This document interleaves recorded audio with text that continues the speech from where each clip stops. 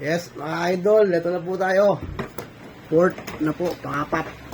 Pinalalagay na pangharang. Ito na siya. Okay po. Ayan po. Hagdanan siya. May harang. Ito na po mga idol. Tapos ito, may mga, yung kagaya ng dati na una. Ito po yung cabinet.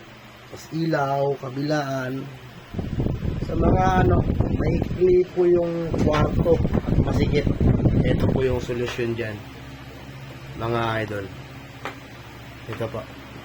Ganyan po yung pinaka best solution po. May harang, may hagdanan, may drawer. Tapos may mga, ito na po yung mirror niya. May salamin. Yan po. At hindi lang po ito, yung kabilang kwarto meron din po, mga ka-idol. Ito po yung kabila.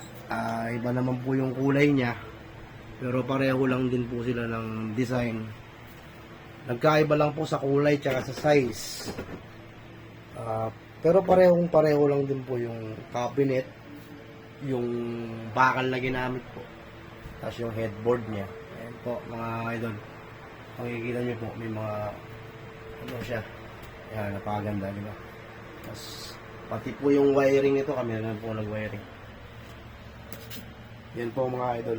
Pagka gusto mag may table pa po siya, parang office table siya. Yan po.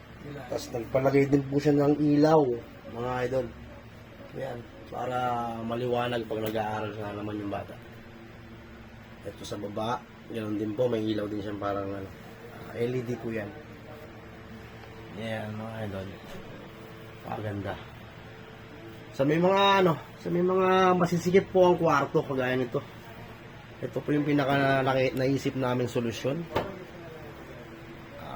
Kumbaga may pambaba ka na, may taas ka pa. So, ang gandang gamitin nito mga idol. Ayan po. Kaya sulit po siya. Sa bakal pa lang, tibay na po.